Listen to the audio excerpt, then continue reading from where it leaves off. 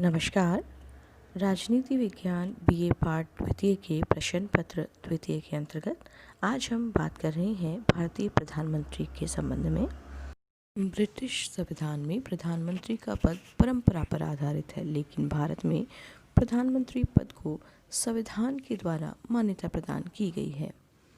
किंतु भारतीय संविधान में प्रधानमंत्री पद का संक्षेप में ही संविधान के अनुच्छेद 74, 75 तथा 78 में उल्लेख किया है। अनुच्छेद 74 में कहा गया है कि राष्ट्रपति को उसके कार्यों के संपादन में सहायता और परामर्श देने के लिए एक मंत्री परिषद होगी, जिसका प्रधान प्रधानमंत्री होगा। अनुच्छेद 75 में कहा गया है कि प्रधानमंत्री की नियुक्ति राष्ट्रपति के द्वारा होगी और वह प्रधानमंत्री की सलाह से अन्य मंत्रियों को नियुक्त करेगा। यहाँ संविधान में यह बिल्कुल स्पष्ट है कि प्रधानमंत्री नियुक्त होता है। साथ ही अनुच्छेद 78 में राष्ट्रपति के साथ व्यवहार के विषय में प्रधानमंत्री के 3 कर्तव्य भी बताए गए हैं। संविधान के ये प्रावधान प्रधानमंत्री की नियुक्ति की पद्धति को पूरी तरह से स्पष्ट नहीं कर पाते और न ही उस महत्वपूर्ण स्थिति को स्पष्ट करते हैं जो देश की राज्य व्यवस्था में प्रधानमंत्री को प्राप्त है। वास्तव में प्रधानमंत्री पद से संबंधित समस्त अध्ययन सिद्धांत की अपेक्षा व्यवहार पर ही आधारित हो सकते हैं। संसदीय व्यवस्था में प्रधानमंत्री सरकार का प्रमुख होता है। जैसा अनुच्छेद 75 कहता भी है कि प्रधानमंत्री की नियुक्ति राष्ट्रपति करेगा। इसका मतलब यह है कि राष्ट्रपति लोकसभा में बहुमत प्राप्त दल के नेता को प्रधानमंत्री नियुक्त करता है। जब लोकसभा में किसी भी दल के पास स्पष्ट बहुमत नहीं होता तो राष्ट्रपति अपने विवेक से सबसे बड़े दल के नेता या गठबंधन के नेता को प्रधानमंत्री पद पर नियुक्त कर देता है। इसका प्रयोग राष्ट्रपति को 1989 में करना पड़ा, जब मोरारजी देसाई सरकार के पतन के बाद चौधरी चरण सिंह गठबंधन के नेता थे को नीलम संजीव रेड्डी ने प्रधानमंत्री नियुक्त किया। प्रधानमंत्री की अचानक मृत्यु हो जाए और उसका स्पष्ट उत्तराधिकारी न हो तब भी राष्ट्रपति प्रधानमंत्री की नियुक्ति में अपने व्यक्तिगत निर्णय लेते हैं। 1966 में नेहरू जी व 1966 में शास्त्री जी की जब मृत्यु हुई तो राष्ट्रपति ने वरिष्ठ सांसद को कार्यवाहक प्रधानमंत्री नंदा जी को नियुक्त किया, किंतु 1984 में इंदिरा गांधी की हत्या के बाद राष्ट्रपति ज्ञानी जैल सिंह ने राजीव गांधी को सीधा प्रधानमंत्री ही नियुक्त किया। वे कार्यवाहक प्रधानमंत्री की नियुक्ति की प्रथा को अनदेखा किया। 1980 में दिल्ली उच्च न्यायालय ने एक निर्णय में कहा भी कि आवश्यक नहीं है कि एक व्यक्ति प्रधानमंत्री पद पर नियुक्त होने से पूर्व लोकसभा में अपना बहुमत सिद्ध करे। नियुक्ति के बाद यथोचित सीमा में प्रधानमंत्री लोकसभा में बहुमत सिद्ध कर सकता है। चौधरी चरण सिंह, वीपी सिंह, चंद्रशेखर, नरसिम्हा राव, अटल जी, एच देवगौड़ा, गुजराल इसी प्रकार से प्रधानमंत्री नियुक्त हुए और उन्होंने बाद में अपना बहुमत सिद्ध किया। एक तथ्य यह भी बताना ज़रूरी है कि प्रधानमंत्री संसद के किसी भी सदन के सदस्य हो सकते हैं। इंदिरा गांधी जब 1966 में बनी, एच डी देवगौड़ा 1996 में, मनमोहन सिंह 2004 और 2009 में राज्यसभा से ही थे। प्रधानमंत्री अनुसूची 3 के शपथ प्रारूप के तहत राष्ट्रपति के समक्ष पद एवं गोपनीयता की शपथ लेते हैं। प्रधानमंत्री मंत्री की तरह ही शपथ लेते हैं। हम प्रधानमंत्री के कार्य एवं शक्तियों पर चर्चा करेंगे। प्रधानमंत्री का पहला और सबसे अधिक महत्वपूर्ण कार्य मंत्रिपरिषद का निर्माण करना है। इस संबंध में अनुच्छेद 75 में यही कहा गया है कि अन्य मंत्रियों की नियुक्ति प्रधानमंत्री के परामर्श से राष्ट्रपति द्वारा की जाएगी। वस्तुस्थिति यह है कि राष्ट्रपति द्वारा नियुक्ति केवल एक औपचारिकता है और इस संबंध में विभागों के उल्लेख सहित जो नाम प्रधानमंत्री के द्वारा राष्ट्रपति के सामने रखे जाते हैं, राष्ट्रपति के द्वारा उन्हें स्वीकार कर उन्हें उनके नाम के आगे अंकित विभागों का मंत्री घोषित कर दिया जाता है। प्रधानमंत्री सामान्यतः मंत्रिपरिषद का निर्माण करते समय प्रशासनिक, राजनीतिक, क्षेत्रीय, धार्मिक और अन्य बातों को भी ध्यान में रखते हैं।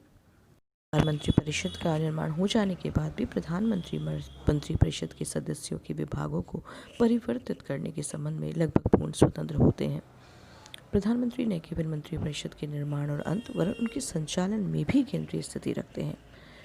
यद्यपि मंत्रिमंडल में विभिन्न बातों का निर्णय मतदान के आधार पर होता है, लेकिन व्यवहार में प्रधानमंत्री का परामर्श ही निर्णायक होता है। प्रधानमंत्री मंत्रिमंडल की बैठकों का सभापतित्व करते हैं। मंत्रिमंडल की समस्त कार्रवाई का संचालन करते हैं। मंत्रिमंडल की कार्रवाई पर उनका पूरा नियंत्रण होता है। संसदीय व्यवस्था में प्रधानमंत्री को दोहरा व्यक्तित्व प्राप्त होता है। एक ओर वह मंत्रिपरिषद का प्रधान है तो दूसरी ओर वह लोकसभा का नेता भी होता है।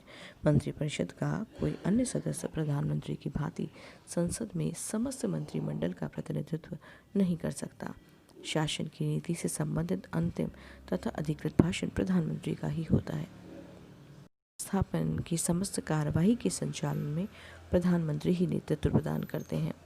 वार्षिक बजट सहित सभी सरकारी विधेयक प्रधानमंत्री के निर्देशानुसार ही तैयार किए जाते हैं। प्रधानमंत्री इस बात का निर्णय करते हैं कि शासन की नीति कार्य रूप में परिणत करने के लिए किन कानूनों का निर्माण किए जाने की आवश्यकता है। महत्वपूर्ण कानूनों के लिए विधेयक स्वयं प्रधानमंत्री या प्रधानमंत्री के सहयोग द्वारा ही प्रस्तावित किए जाते हैं। दलीय सचेतक द्वारा वह अपने दल के सदस्यों को आवश्यक निर्देश देते हैं।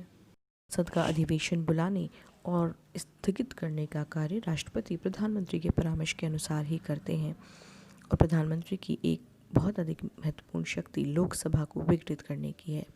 यद्यपि औपचारिक रूप से यह कार्य राष्ट्रपति का है, लेकिन व्यवहार में राष्ट्रपति इस संबंध में प्रधानमंत्री की इच्छानुसार ही कार्य करते हैं। संविधान में प्रधानमंत्री को मंत्रिमंडल तथा राष्ट्रपति के बीच संबंध स्थापित करने वाले पदाधिकारी की भूमिका भी प्रदान की है। इस संबंध में अनुच्छेद 78 में प्रधानमंत्री के 3 कर्तव्य बताए गए हैं कि संघ के प्रशासन तथा कानून निर्माण से संबंधित विधेयकों के विषय में मंत्रिपरिषद के निर्णयों की राष्ट्रपति को सूचना दें। दूसरा, संघ के प्रशासन से संबंध रखने वाले मामलों तथा कानून निर्माण से संबंधित प्रस्तावों के बारे में राष्ट्रपति को ऐसी सूचना दे जिसे वह मांगे। और तीसरा, यदि राष्ट्रपति ऐसा चाहे तो मंत्रिपरिषद के विचार के लिए कोई ऐसा मामला रखना जिस पर कोई मंत्री अपना निर्णय ले चुका है परंतु जिस पर मंत्रिपरिषद ने अब तक कोई निर्णय नहीं लिया है। सार्वजनिक महत्व के मामलों पर राष्ट्र के प्रधान से केवल प्रधानमंत्री के माध्यम से ही संपर्क किया जा सकता है।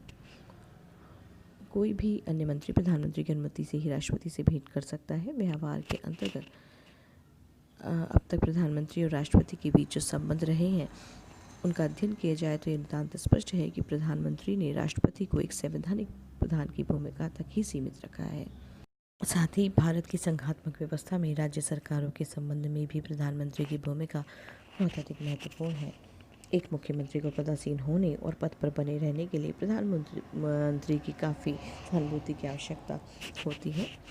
हालांकि प्रधानमंत्री को राज्य सरकारों पर जो नियंत्रण प्राप्त रहा है उसका सबसे प्रमुख कारण तो प्रधानमंत्री पदधारी का प्रभावशाली राजनीतिक व्यक्तित्व है, किंतु कुछ संस्थागत कारण भी हैं जिनके आधार पर प्रधानमंत्री का राज्य सरकारों पर नियंत्रण स्थापित हुआ, जैसे केंद्र के अभिकर्ता के रूप में राज्यपाल की भूमिका, राज्यपाल के द्वारा समय समय पर राज्य की संवैधानिक स्थिति के संबंध में राष्ट्रपति को रिपोर्ट भेजना, भारतीय संविधान का अनुच्छेद 356 जिसके आधार पर राज्य में राष्ट्रपति शासन लागू किया जा सकता है, राज्य सरकार के विरुद्ध भ्रष्टाचार के आरोप पत्र प्राप्त होने पर केंद्र को जांच आयोग स्थापित करने या न करने का संवैधानिक अधिकार प्राप्त होना और भारत की संघात्मक व्यवस्था में राज्य सरकारों की केंद्र पर वित्तीय निर्भरता। वैश्विक संबंधों के क्षेत्र में भी बात करें तो अंतर्राष्ट्रीय क्षेत्र में भारतीय प्रधानमंत्री का स्थान अत्यंत महत्वपूर्ण है। चाहे विदेश विभाग प्रधानमंत्री के हाथ में हो या न हो, फिर भी अंतिम रूप से विदेश नीति का निर्धारण प्रधानमंत्री के द्वारा ही किया जाता है। इस संबंध में उनके शब्द ही अंतिम और अधिकृत माने जाते हैं। वैदेशिक संबंधों का संचालन तत्परता के साथ कार्रवाई की और एक बार गुप्तता की भी मांग करता है। अतः इस कार्य में प्रधानमंत्री को अपने ही विवेक के आधार पर महत्वपूर्ण निर्णय लेने होते हैं।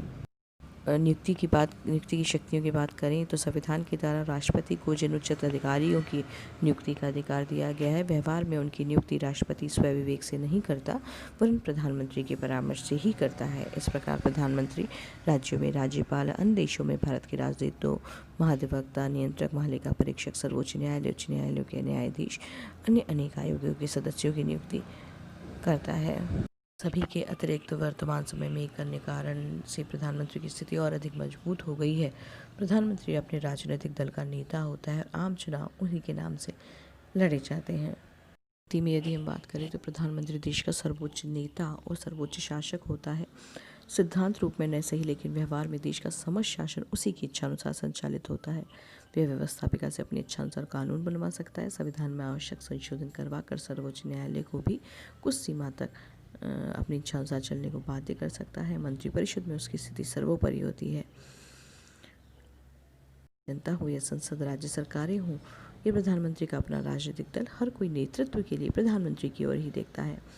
व्यवहार के अंतर्गत प्रधानमंत्री पदधारी व्यक्तियों ने इस पद की शक्ति और सम्मान में बहुत अधिक वृद्धि भी की है। प्रधानमंत्री की वास्तविक स्थिति कुछ तत्वों पर निर्भर करती है। सर्वाधिक महत्वपूर्ण तत्व यह है कि प्रधानमंत्री के दल को लोकसभा और राज्यसभा, विशेषतः लोकसभा में कैसी स्थिति प्राप्त है।